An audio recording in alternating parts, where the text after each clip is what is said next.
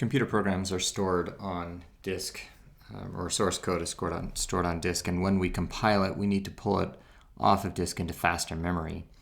And instead of reading character by character off the hard drive, we want to buffer it into fast memory, so we have chunks of characters that we'll be able to read in fast memory as we scan. So what we see here is a code snippet, float foo int x, a definition of a function in C++, and we have two buffers. We have buffer 1 and buffer 2. Each buffer has space for 8 characters. So the first thing we need to do is to fill up the buffers with code. So we'll go ahead and do that. Float, F-L-O-A-T, space, foo, F-O. Now, we can't fill in the last character. We're going to use a Sentinel. So this is the Sentinel approach. And so we're going to have an end of file here. And that means, all that means is we don't have to keep checking to see if we're at the end of a buffer. That requires a comparison of an integer. And so it's easier if we can just check end of file, and because we have to check for end of file anyway. Okay, so float space F, and then we continue on into buffer 2. O, paren, I, N, T, space, and end of file. Okay, so we're going to proceed. We consume F-L-O-A-T, and we get a token, right? So we can say we have a float.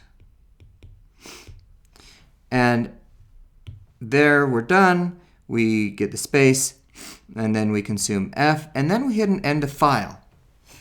And we see that we're at the end of the buffer. We check to see if we're at the end of the buffer. And if we are, then we continue on in the next buffer, if it's correct, if it's populated. So at this stage, what we have is our lexeme begin is here, and our forward pointer is going to start here.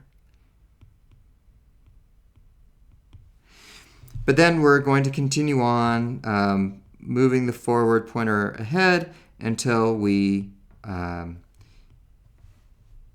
get the identifier foo completely. So we end up with an identifier, attribute value of foo.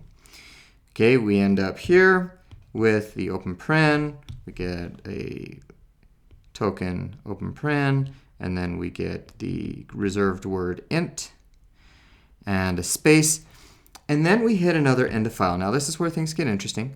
We hit here, and so we're going to continue on with the next buffer, which is the first buffer, but the first buffer is full of old stuff. We have to check for that, and if we see that it is old, if it's already been consumed, then we need to repopulate it with new stuff. So we populate with x, close paren, space, curly brace, and then what we've hit the end of the file here. So we have end of file. And then in buffer 2 is going to stay the same.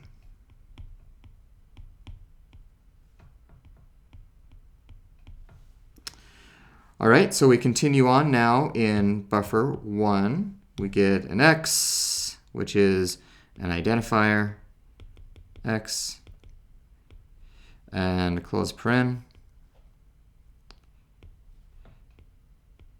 brace, and close brace.